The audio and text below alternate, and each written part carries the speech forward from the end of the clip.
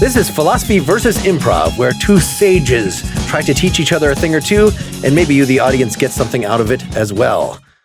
Hello, everyone. I am Mary Hines, and I am bringing the improvisational prowess. I'm Mark Linton-Meyer. I am ostensibly bringing the philosophical prowess, but we have a special guest who's bringing all sorts of prowess. Please introduce yourself.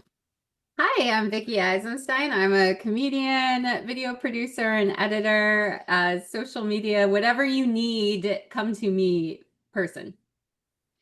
And what is your prowess level? We have our meters for detecting Yes, our own prowess.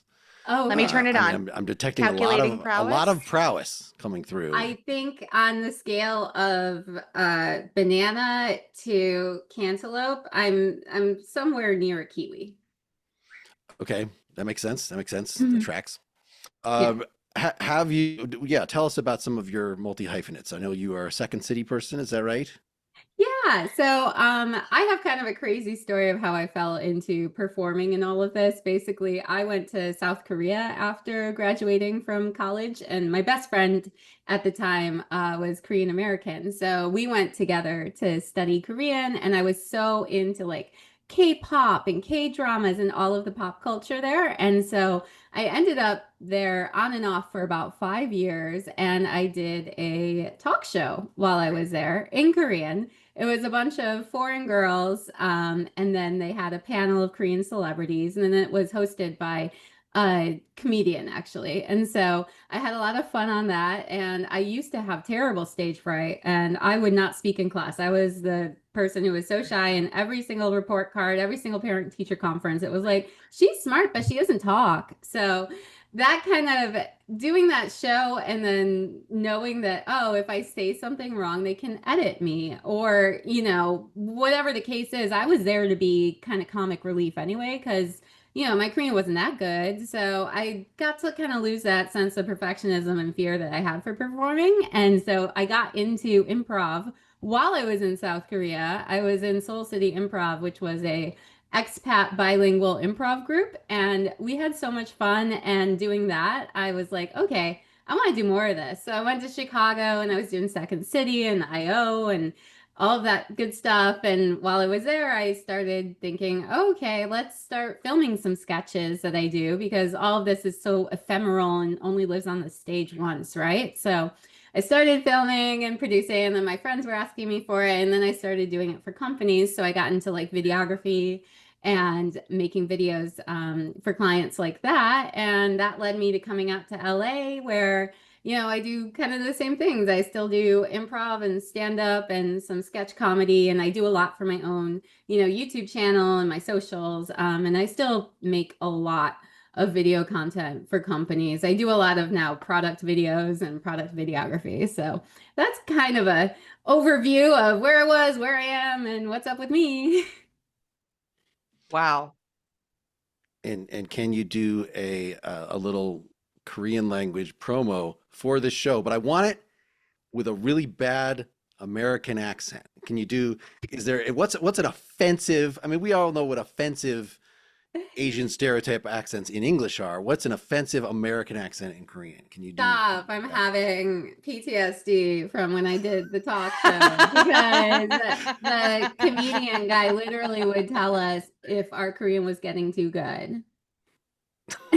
Because it wasn't funny. You had to sound like Balky. You had to sound Yeah, well, like. I just put in Valley Girl stuff. I'd be like, 안녕하세요, like, 내 이름은 Vickie, like, 입니다, you know?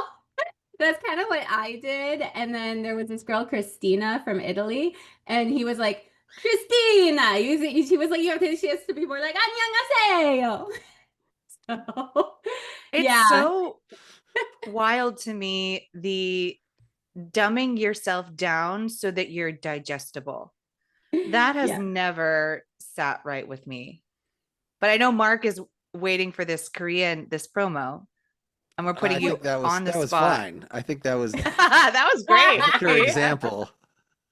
Your next promo is just me saying with a Valley Girl accent in Korean, hi, my name's Vickie.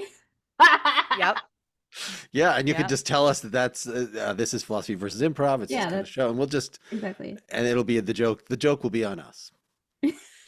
Of all of the things you shared about your journey and your bravery and leaping before you know where you're land and all of that, the phrase that's sticking out to me is she's smart, but she doesn't talk. Yeah, that was And I don't know where we're going with I that, didn't like but that, talking in yeah. class. Don't make me do that, man. Don't do no. Of course, now when I'm in a classroom experience, I'm like, oh, I get so much more out of it if I'm asking questions, being an active participant, you know? Mhm. I know But some of that. From an early age, I had run into people, or maybe even been considered myself, someone who is like shy in formal settings, but then, oh, you get them just with their friends, just with their family, and or you get them on stage. You get, that it's that theater ends up being someplace where somebody suddenly becomes uh, all expressive in a way that you've never seen them before. I yeah, think it's fast. 100%. Oh, sorry. Oh, I just think it's fascinating how we all have different facets of our personality. Like we're a diamond and then we shine different facets of ourselves in different places. Like why do Mhm. we do that? Like why aren't we just full authentic us all of the time? Like why do people feel the need to fracture themselves to make Because other in different people. environments, you have to, because some people have different senses of humor, different sensitivities, different cultures. Like they won't understand you or be able to welcome you in the way that you would like to be welcomed if you don't choose how to present yourself, you know? I love that. I haven't Yeah. asked you, Mary, if you did any sort of professional, like you had to be a receptionist, you had to be a somebody or a salesperson where you just had to snap into that. You could not be authentically you. See, this is hey, I'm happy to be happy to bring this up for both of you to be like Mayor Bear. We're all different us's in different places. Yeah. So yeah, actually, I was the maitre d at Momotaro sushi restaurant in Chicago. I've had many different like sales capacities, but I mean, I think it's important when you're clicking into these different versions of you for different places, that you're also still authentically yourself. So maitre d Mary is still Mary, but is more like zipped up, buttoned up language, modified. If I laugh, I like hold it in a little bit. It's different posture. It's like a variation of Mary. Yeah, I think that's true. Like, and when I was on that talk show, I kind of thought of myself as a persona of me, where it was, I Mm, just kind of took the little levers and buttons and I dialed this up and I pushed that up and I lowered that one. And then you got the one that was on TV. hmm I've run into this in a musical context. I've been in a lot of bands. I've written a lot of songs. I've recorded a lot of stuff, and trying to. There's always the issue of are you selling out? Are you doing the thing that the audience wants you to do? And I always just see it as I like a lot of stuff, and I'm going to present a subsection of it to in a given hmm setting. I'm not going to, because it's not that I have some terrible aversion. I'm not that kind of snob that I can't play the cover tune that you'll actually like or whatever. And the same thing would be if you are so anti-establishment that you cannot talk to the squares, the business people, and use their lingo for even a second because that would be violating your hippie code or whatever it is. Your Hey, punk everybody. ethos. Ethan, I'm so sorry to cut you off, but we have a very important meeting here today. Hippies, gather around. Everybody grab your incense and sit in the circle. We need to establish the hippie code before we're able to continue onward. Okay, hold on 1 second. I left my joint in the other room. Be right back. Oh, that's all right, man. We always got time for you to grab your side salad. Okay. I think what you're losing sight of is that hippie times have evolved. Being a hippie, being all cool, things evolve. You remember like the Beat Generation? That's what I'm talking about. I'm talking about being authentic to the roots of being a hippie, not this present fad hippie stuff. This 60s stuff. Yeah, when I did my journey with Mother Ayahuasca, that really came to Hmm. me too, man. We have to be authentic to ourselves. And honestly, I think it would help if we posted more on social media. You know, I kind of feel like social media is the devil. You guys don't want to get me started on that tirade, but Starseed, you have a really interesting concept. I don't even know how to start recording videos for the social media cyborgrams. Yeah, like I was thinking we could just AI generate ourselves as like future hippies. Oh, I don't know. I don't know, Sparkle Whoa. Horse. I don't know about this. The whole AI thing. That's like not authentic. I mean, if you're coming from a place, your own rage. Like I like this idea of this social media is the devil because that gives us something to like react against. Well, Yeah. Ethan, I hate to play devil's advocate on your devil analogy, but you could just be your authentic self through the filter of a devil with horns and like yellow eyes, man, and like blood coming out your beard. Like that, I've seen you be that guy. Yeah, I already generated that using Grok. I mean, Starseed's ahead of the can game, can I man. see it? Yeah, totally. Here, why don't you take a look? I ran out of Whoa. credits. I had to use 5 different accounts to make this of you, but really, do you enjoy the part where your eyeballs kind of come out? I do. Whoa. See that, when I used to dress up like Kiss, it was a lot of time and energy. And if we're doing stuff digitally anyway, and I could save myself time on the makeup, I guess as long as it's your creativity, as long as it's your idea, and it's not some goddamn machine that generated Didn't this come from a idea robot. of the drooping eye. I mean, is that what happened? Oh You thought of yeah, this? no. Last time when Mother Ayahuasca spoke to me, I saw you actually. You know how I told you about that dream where we were making out. Mm-hmm. Mm-hmm. That was Mother Ayahuasca inspired because you Mm. had your eyes coming out and we were making, and I just started licking your eyeballs, and it was just like this level of joy I hadn't had before. Are you sure Wow. that was a dream? Because I kind of remember that too. I mean, we were on quite a bit of substances. Uh, Well, I, I wasn't quite certain, honestly. And then when I woke up, I didn't understand the taste in my mouth. But now you mention it, that might not have been a dream. yeah, I did have to have some Um, sort of oral surgery Whoa, recently, so it might have been. I guess that's what resonates with this image you've generated from me is that I feel like it does reflect my trauma. wow. Maybe it was just a bad trip from your like eye medication. Whoa, I was not prepared for us to go here, dudes and dudettes. that's And right. scene. All right, all right.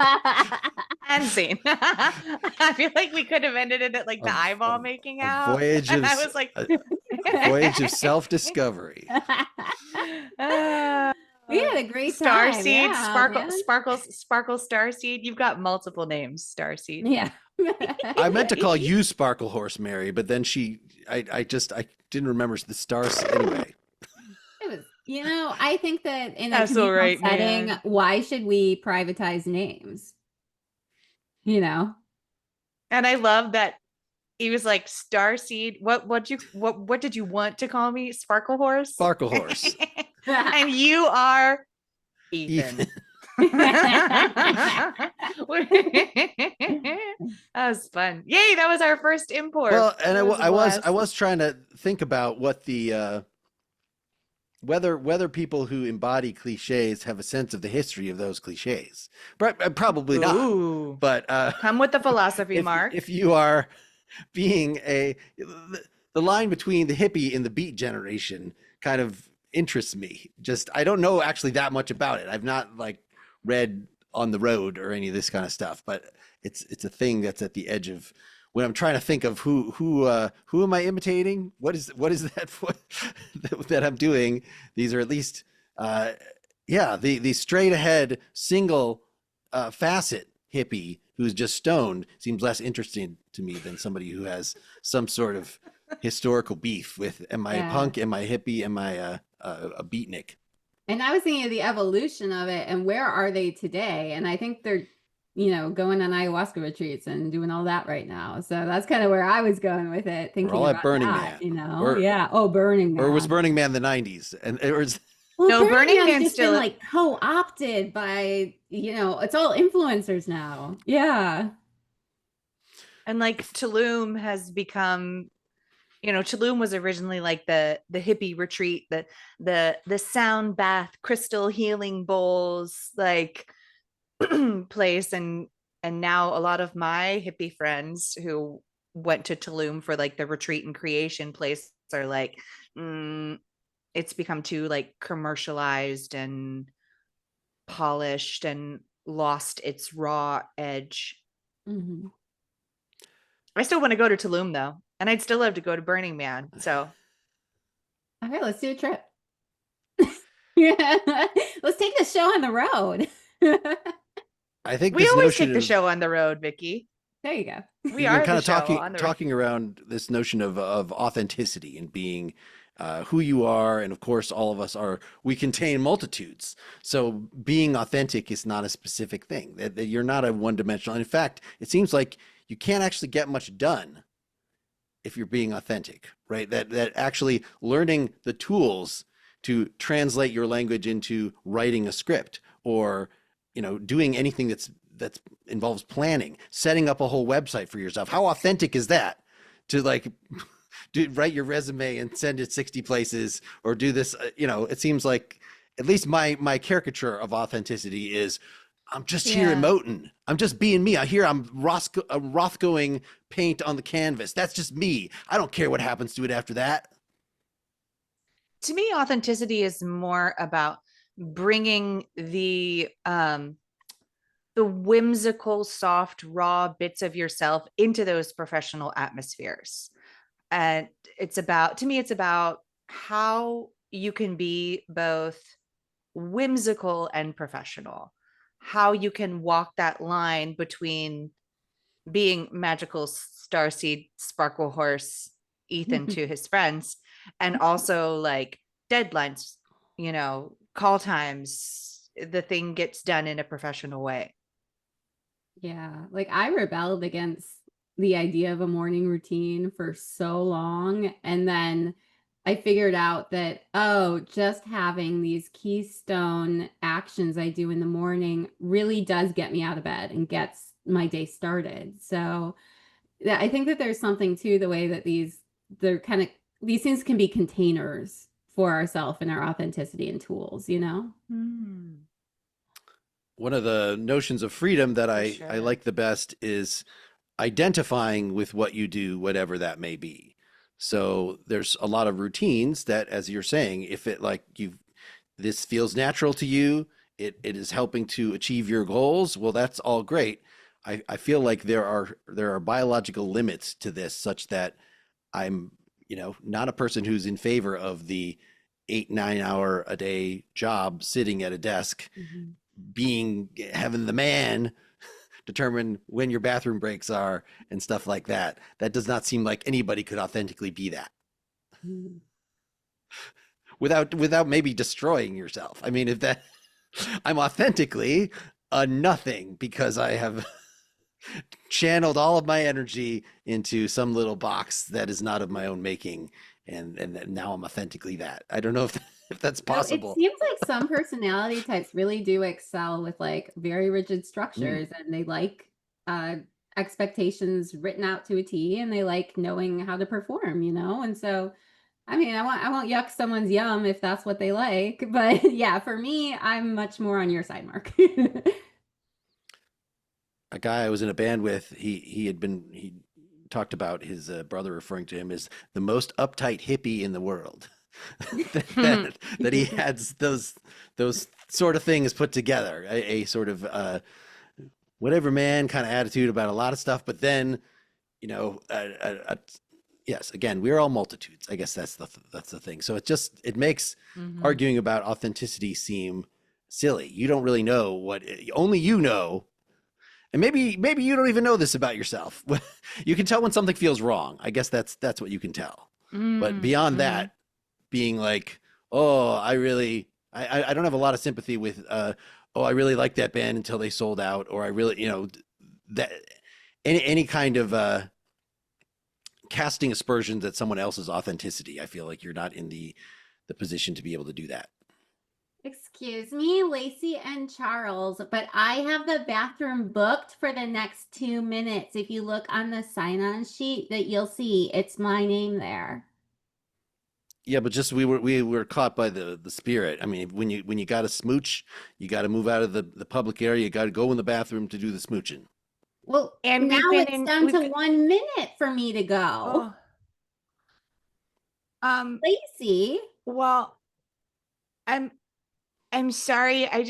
When love moves through me, I can't be untrue to myself and deny the desire to make out with Charles in the workspace. I mean, I know that you're both vice presidents here, but it still doesn't give you the right to use up now my whole time. Well, wait a second. I have a compromise I'd love to suggest to you.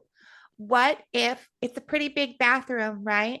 And we have that little like dividing, little, the thing that you like, Charles, he's the dividing stall wall. door, the door. I was talking about the little divider, but it's not. That's the point. Is what if we all go into the bathroom together, and you can do what you have to do, and Charles and I can have our smooch time. Honestly, I'm not in the mood anymore. I mean, just let her have the bathroom. It's fine. We can pick this up later. Well, it's too late because Andy signed up for the next 3 minutes. Oh no. I mean, you could ask Andy if he wants to share with you. I don't know. I mean, pretty open-minded. I feel like it'll be awkward if I'm going in the sink. Well, because how else is that going to work? 2 people in there using it at the same time. One person's going to have to use the sink. I feel like at really Problem Solvers Inc., the name of our company, we should be able to solve this kind of problem. But yet, why do we only have one bathroom for 50 employees? I mean, there was budget issues, septic tank issues with the septic system. That's why we had to switch to 1-ply toilet paper. I'm so sorry. And no, I just have to go so bad. Well, why don't you use my Stanley mug? It's got a wide mouth.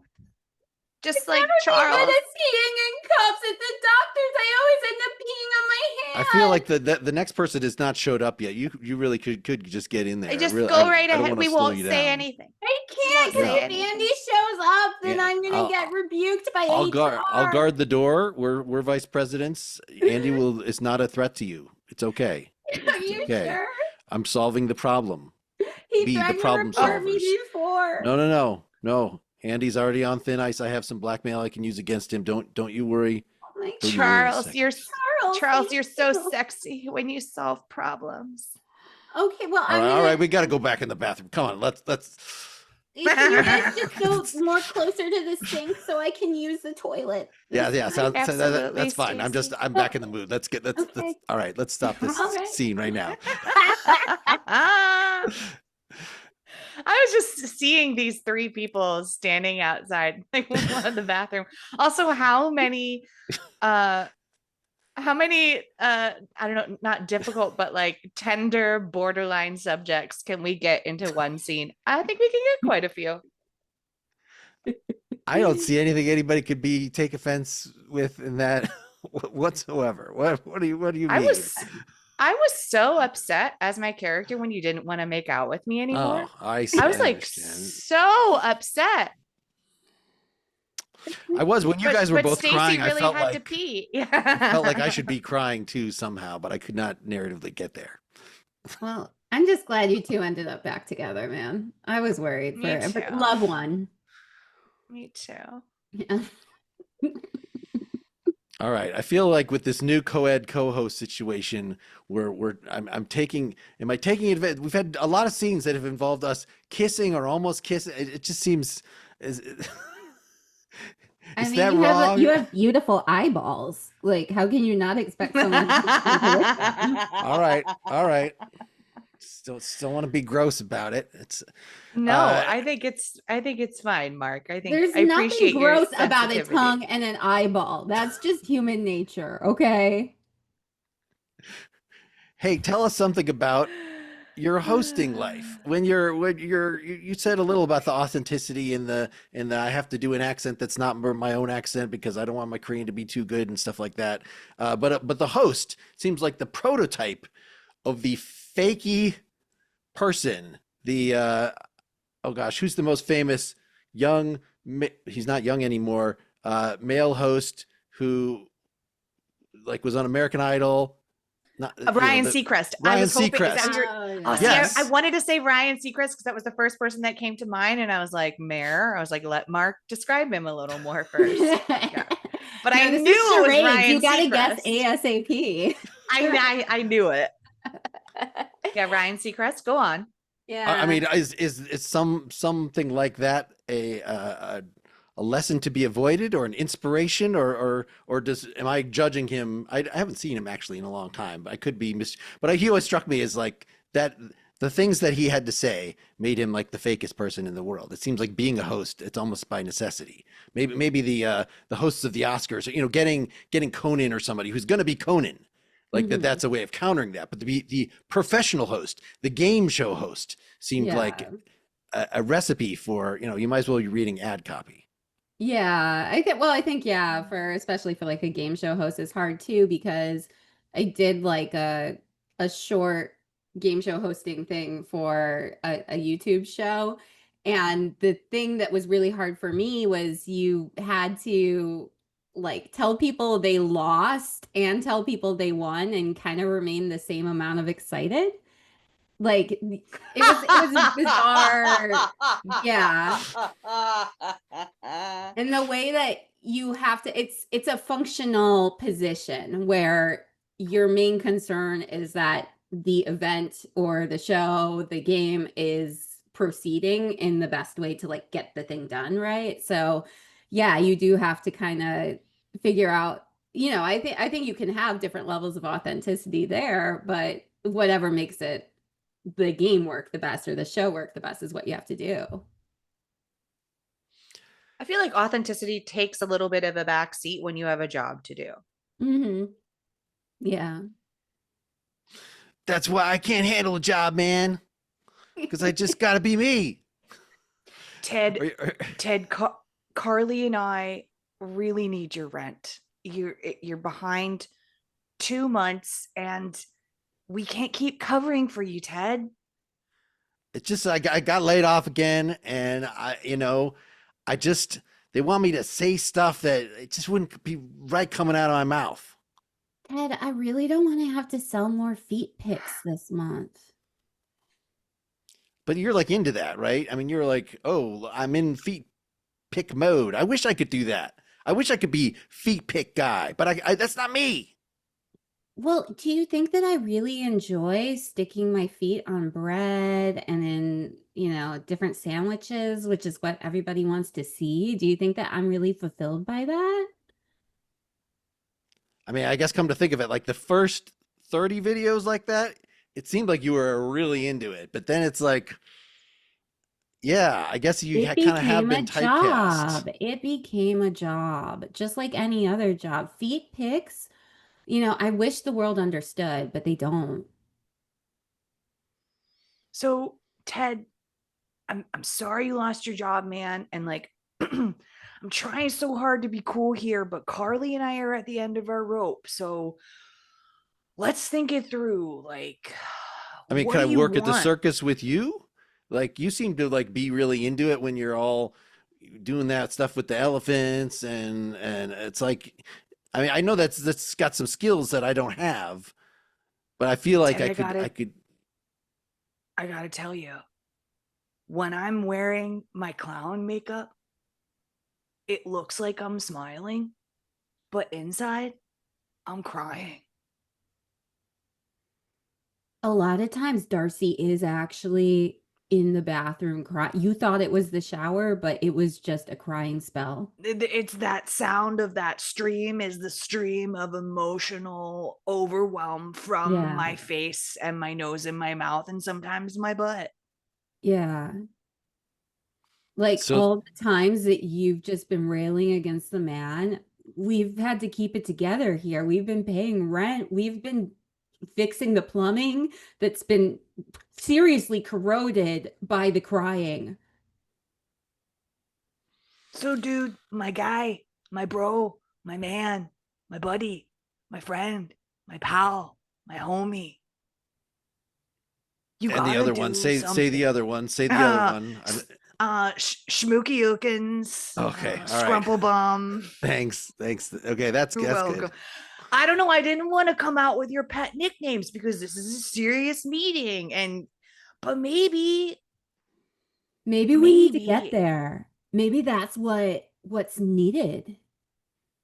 yeah, Scrumpy Bums. What do you think? I mean, first of all, Schnoodle Knob and Lucky Penny. I feel like you've been sacrificing so much for me. Yeah. I'm just gonna go ahead with it. I'm gonna get out there and I'm gonna steal that money from my grandma. So Oh, I think that you've inspired me. I think That's all that we is something I could wanted was get. for you to finally go after that Yeah, bet. yeah. you She's to got so finally be much cash. ready. She's really out of it. She's And not gonna she's miss gonna it. die soon, Yeah, right? yeah. So like she doesn't have much longer. Like, what is she gonna do with all those presidents? Yeah. Yep. She All already right. sent you 5 birthday cards. What if you just called her up and say, "Hey, grandma, it's my birthday." She won't know. See, Carly, yeah. I think that's good. It's just there's certain like uncle logistics and stuff that I have to figure out, but I will definitely get to the crime, and I think that'll hopefully that'll put a smile on both of your faces. But Ted, first step, man, you gotta put on pants. Yeah. No, It's been really man, that's the disturbing. limit. I can do crime without pants. All right, that's a good And stopping scene. point. Yes. Oh no. I was imagining the like I couldn't see a way to organically fit it in there in the scene, but I was just imagining the like the feet pics with bread, but then Carly puts the bread back in the loaf and then There was a video I saw which this came from right? where the girl stuck her feet on the bread and then her boyfriend he made a sandwich No. using the foot bread and then he got upset Foot and bread. I think he did break up with her or something. That was a whole thing that I saw online. That's where that came from. So I was definitely feeling that, but I was like, oh man, how do I it's so cool to me the cool like happenstance blissful moments of connection. It's that like trusting your intuition even though you don't know why. Like this thought came from somewhere. Where did it come from? And it's that mind meld thing that we go for in improvisation. Like you have the thought, you don't know why, but you say and do something about it even though you don't know the how or the why. Mm-hmm. Well, I didn't even understand when you said feet pick fix. What the reason I said feet picks guy because I was picturing like an afro pick, like some sort of comb. Like I didn't know what a feet pick Oh, feet Mark. pick involved. Oh no. Mark. I guess I'm kind of glad that you don't know what a feet pick involves. Like Yeah. that I mean, I now that you mention it, I believe I have at least heard reference to people a picture smushing of feet. sandwiches there with their Oh no, I feel body so parts. uncomfortable. Oh no, I have to go cry in the bathroom. I mean, again, I'm not gonna yuck someone's yum. If that's what they're Right? into, that's what they're into. That's a great point, Vickie. I mean, all like fun and joking and bits aside, it's like, who am I to poop on someone's party? Unless they pay Yeah. me to poop on their party, and then I'm happy And that's to. the thing. Yeah. Yeah. But also, like, I But I don't want to be part of it. Right. I have a phrase that, like, if it harm none, let it be done. Yeah. You're like, you're not hurting anyone. Like, I think about like the whole furry culture. Like, I have no desire to be a furry, but I'm so happy for the community that has that safety and expression. And like, that's great. Like, go forth and furry. Yeah. I mean, I hesitate to bring up, but since you are talking about the ethics of the feed pics, I mean, it sort of generalizes on the ethics of pornography altogether. That I sort of assume that most people in that industry are like trafficked and had terrible upbringings and whatever. But at the same time, if there's like it's just an exhibitionist or a couple that wants to express themselves, or like if there was going to be laws, it seems like they should distinguish somehow between willing participants who are being authentic, expressing themselves, and people who are selling out in a bad way because their Or like their life choices are forced into limited. that. Control in feet pics, and it's a lot more like people have a lot more autonomy with that, it seems like. So I know there's a lot of people who make jokes about, well, maybe I should just, take pictures of my feet. And I did briefly look at it as an option, but it's a whole thing. And then these sites, apparently how they work is like, you aren't going to get, just putting a profile up, you're not going to get people who are like going to pay for your feed pics unless you're like promoting it. So it becomes a whole marketing job that you have to do. So that's why all these like OnlyFans girls have their like Instagram profiles and stuff, because they have to get traffic over to the OnlyFans.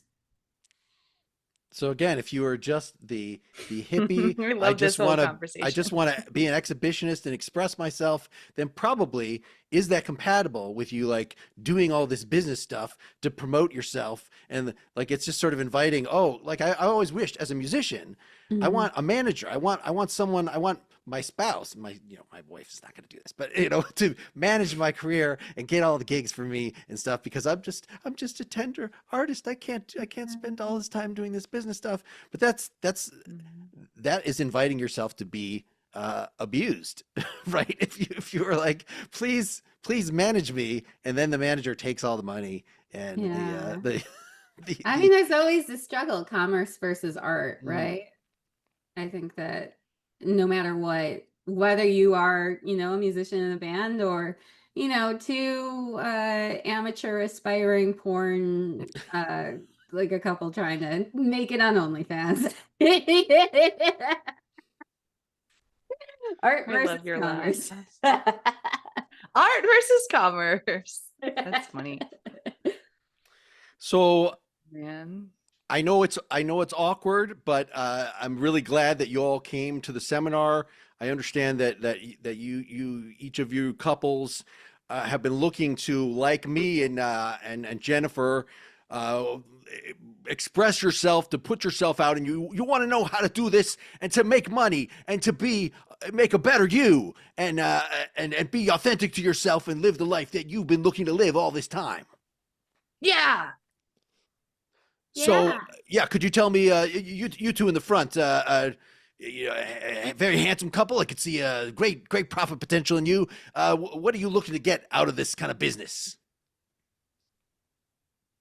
I want to make money. Go ahead, honey. I'm so sorry. I'm so sorry. I'm sorry, Sarah. I just want to make money and not do anything. Yeah, that's basically we've been like following a bunch of motivational pages that say that we're enough. And so we feel like we should be paid for being enough. Because we're a lot, and we're a lot all the time. All the time. I mean, I should Never clarify. not. You're a handsome couple, but you're not so handsome that you could just get away with doing nothing and just being yourselves, and some company, some mogul is going to sweep in and make your dreams come true. You are the ones who are going to have to make your dreams come true, and it's going to take sweat, and it's going to take blood, and it's going to take all sorts of other fluids. Okay, well, I mean, if we're not good looking enough yet, like how much plastic surgery do we need? How can I be more handsome? Yeah, we want to be a very handsome couple. I don't like. So what you got to remember is the audience is looking for truth. They're looking for authenticity. They're looking for you to be you. They're not looking for plastic people. They could just have their little say, "Hey, ChatGPT, generate some very hot people loving each other and expressing the tenderness that they never got from their families," and they could get that. But you're the real thing. we are. Wait, what? Tenderness? I mean, I'm sort of just assuming by your body language that you have. Uh, I mean, have you had really open and honest conversations with each other about this endeavor and really about what you want out of your lives? You're sure you're on the same page? I mean, I think we've talked about it and we're both pretty much open to anything. Yeah, exactly. I said earlier on, I said, honey, we're going to try this conference. And if he tells me that I need to take the buccal fat out of my cheeks and implant it Mm. anywhere he thinks, I'll put it. If he wants me to put it in my feet, maybe my knuckles need to be have more fat on them, and that will finally make a difference. And we discussed that I'm too tall and I'm intimidating. And so I'm sorry, I wasn't planning on crying. I love your height. I love it. I'm prepared to break my ankles to make myself shorter. But you don't have to do that because I love your height. I love feeling like a little koala. This is good. This is and good. I This love is it hot. when you climb me like a tree. And I love climbing you like a tree. Are you sure I'm not a freak? I feel like a freak. You would never be a freak. Do you think my fat cheeks are freakish? You're my little chippy-monk chump. So, Even so the dogs agree. I think what we're seeing here is some real authentic chemistry. And as long as you can involve some of that crying and like honest soul searching, so there's sort of like a therapy element to your physical stuff, I think you're going to do fine. I think if you just post a little clip of what we just saw here, I think guys are going to go nuts for that. They seek acceptance, and the ladies, everybody is going to see that sort of emotional performance. That men are looking for emotional connections in their hardcore porn videos? That's what the surveys show these days. Yes. Wow. I have a great idea, babe. What if I hide snacks in a bun on top of my hair, and then you can climb me like a koala who's going for a eucalyptus, and then you can like do your little chipmunk impression with your little cute little cheeks, and we'll publish that. Love this idea so much. Oh, what do you I have one of those Nature's Valley granola bars in my purse, the kind that crumble so much. We can just put it in my hair in your hair right now. Just do it right now. Yeah, everyone watch. All right. See, I think the problem though is that when you guys smile, that doesn't work so much. Stick to the crying. The crying is good. I have to cry while I put the crumbs in Yeah, there? so you have to do this, on a daily basis. Really get in the habit of crying at each other, making each other cry, and then I think that's the formula that's going to really sell it.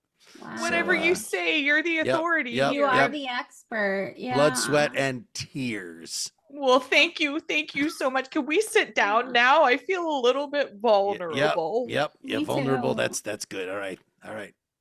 Okay, I don't want to live in this world anymore. I don't want to. Right? I was like, I want to leave this Ramada ballroom. I don't like it here. It smells like smoke, and the chairs are really dirty. And yes. Someone lost their great job, Mark. I'm reminded. Yeah, there's like a Black Mirror episode where it's the one about the cycles. So a guy is like, there's some sort of a post-apocalyptic world ruled by people that make everybody just ride extra cycles all day to make energy for the underground bunker. Anyway, and the main character gives this diatribe against the system, and they say that is great, and they give him sort of his own channel, so he has to be that incensed every day because that's like a thing that the audience is responding to, and it's just the way about the way capitalism sucks up whatever you hand to it.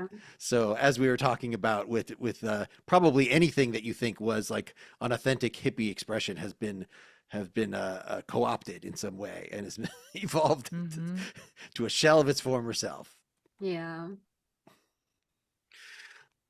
I can feel the Nature Valley granola in my hair. Like I can because like how you even like you look. I love Nature Valley granola bars. Like they're delicious. They're great in yogurt. Like no shade on Nature Valley, but I feel like as soon as you look at that green wrapper, it like Yeah. crumbles. It was a choice. They made a choice that they wanted to be the crumble. Like why are they so crumbly? I don't It's know. so dry.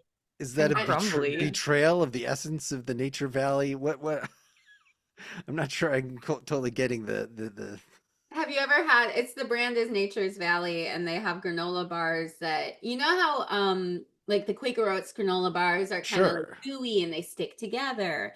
Now Nature's Valley doesn't do that at all. So it crumbles, and you like if you put it in a purse, like your whole purse is gonna get covered. It's Okay, so devoid that is of the all natural moisture. thing, whereas the artificial moisturing, that's the They betrayal are- of the primary they are ingredient, which is just a averse bucket to of moist. So- Averse to moist. I just had to say that one again. That was a good line. All right. So but moist is artificial and crumbly is natural. Is that what we're getting out of this? I don't know. I mean, I guess you could moist could be natural. Crumbly is the authentic state of Nature Valley granola bars. Yes, yes. For Okay. nature. In its most authentic format, it is a nuisance to pockets, purses, and backpacks. Yes.